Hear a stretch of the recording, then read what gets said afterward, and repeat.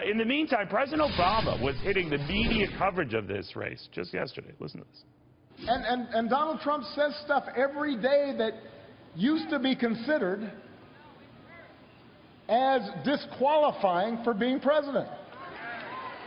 And yet, because he says it over and over and over again, the press just gives up. And they just say, well, yeah, you know, okay.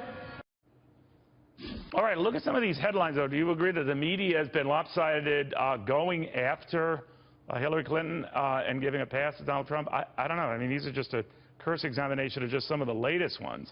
But they seem, at least at first blush, regardless of your opinion of Donald Trump, to be disproportionately bashing him. But again, maybe one next guy disagrees. Joe Concha, he's the Hill's media reporter, follows this stuff very closely. Joseph, good to see you. Good to see you, sir. What do you make of this and this argument the president is raising? Hey, you in the media, you're not being fair to my candidate.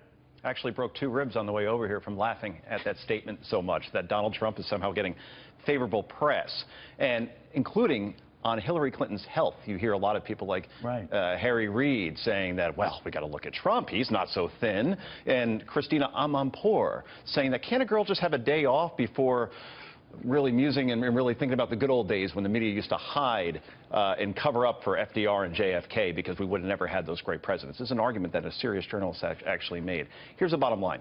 50% of people, there's a Morning Consult poll that just came out, 50% of Americans believe that Hillary Clinton provided false information around her health records. Only 29% feel that she gave accurate information. 44% think it will actually hamper her ability to serve if she's president.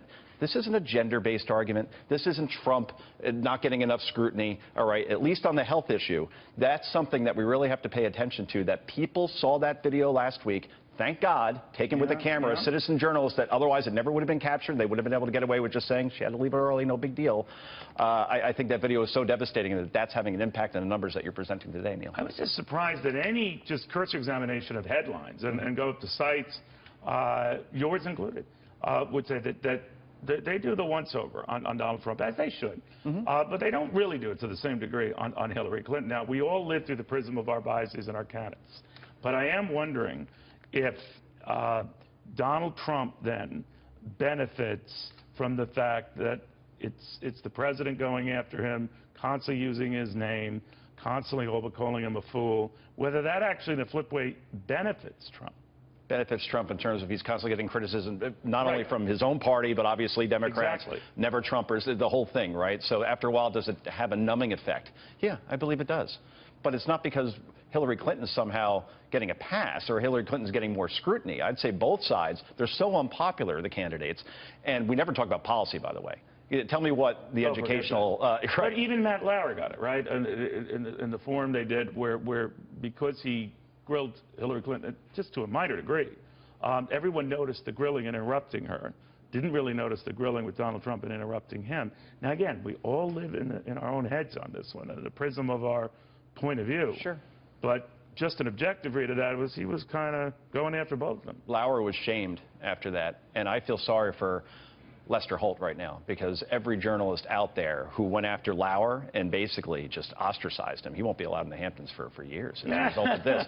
Holt now, as a result, and that debate coming up September 26th is going to have to overcompensate to keep the criticism off of him because of what he saw what happened to Lauer. Better of you if you go after Donald Trump, not so much if you grill Hillary Clinton. Exactly, yeah, and both have plenty to grill about. So Lester Holt, who I think is an excellent journalist too, I think, and even Donald Trump says, I think he's a good guy, has no complaints about him.